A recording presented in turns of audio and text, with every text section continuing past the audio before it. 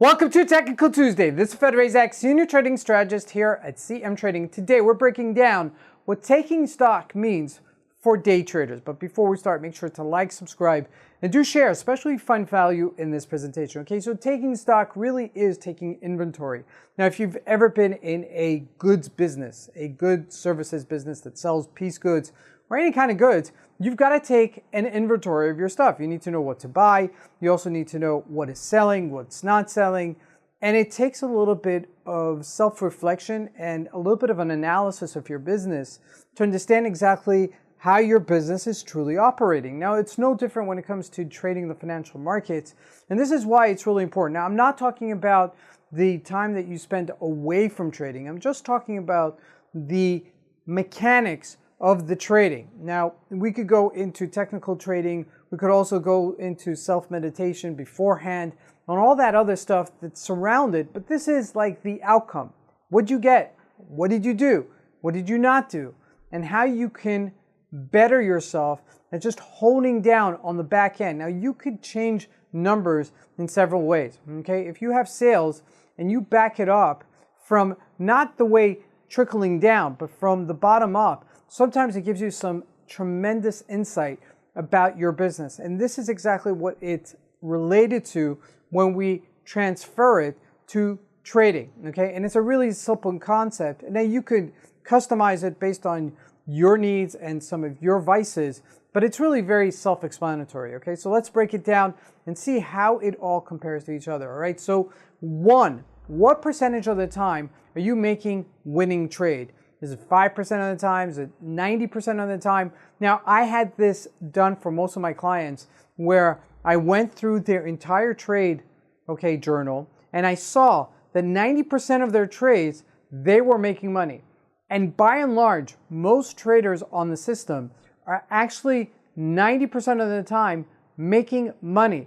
But what ends up happening is that on that 10% or that 5% that they're not making money, they're actually losing much more than all their winnings down the streak. So it's very important to kind of take stock to see how you've done winning ratio-wise vis-a-vis yourself so that you could keep stock. Because if you're making most of your trades correct, but there are a few trades that you're not doing correctly, you've got to learn how to change those variables. Okay, for the ones that you're making more, you need to make more in them, right? The ones that you're positive in, and limit those losses in order for you to be a profitable trader. And that's really a simple tool. There's no real gimmicks to this.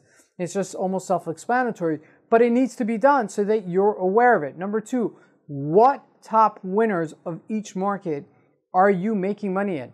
Okay, many a times I'll see clients trading different categories of assets. So let's say they're trading indices, or they're trading Forex symbols, or they're trading stocks, and they're all over the place, right? And they have multiple positions open. And what ends up happening is that there's usually one or two that they're actually making money on a consistent basis. And there's all the other stuff that's just the noise. And you kind of say to yourself, well, 1 second, you see it's not working there, but it's working there. So why don't you just, shuffle over to the part that it is working, right? It's a simple concept.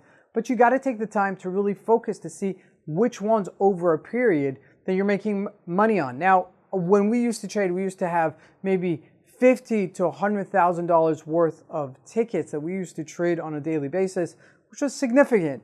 But there were multiple trades. There were at least 30 to 40 trades that we did within a day. Okay, so we had to really take stock exactly to see which ones we were making money in and which ones we were not. And when you're first getting involved, you kind of like don't know which way to go, and you kind of go everywhere just to experience it, which is great. Not taking that away from you. However, you got to focus on the ones that are making money for you, because that in the long term will ensure that you're going to stay in the business. Number three, what are the size of your profits versus your losses? I'm not talking about percentages, but I'm talking about vis-a-vis each other. Is it 3 to 1? Meaning, in that list of 100 trades that you're making, let's say 90% of them you're making money on, and 5% or 10% you're not making money on, okay? Now, on those losses, how big is the gap?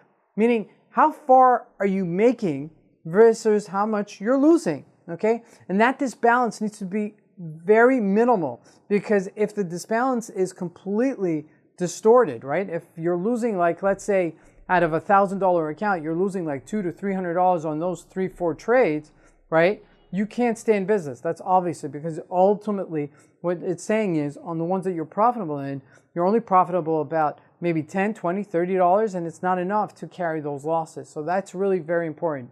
Number 4, what the lot size is, profit to losses. And this is really important because this really keys into a lot of trading psychology, because usually when traders are trading out of their comfort zone, when they're trading a little bit too big, they end up losing much more. And it's a really show and tell as to where the trader is holding in their trading career, okay? If we call it beginner, novice, intermediate, and expert, right? It really tells you a little bit about where the psychology is vis-a-vis their trading path. And this is really important because your trading lot sizes really tell you a lot about yourself. Do you feel comfortable holding those larger positions? Do you not feel comfortable holding those larger positions? This is really very important. Number 5, are you making money in the morning but not in the afternoon? Or vice versa, AM versus PM trading. This is really important as well because this really focuses a time of day where you're much better at it, okay? A lot of times when we used to trade on the markets, there would be only guys that would trade the morning from 9:30 to 10 o'clock. That was it. And sometimes that's what it takes. So you got to really be very self-reflective about your trades, and this is the nitty-gritty. We'll see you here next week on Technical Tuesdays. Thank you for joining us, guys.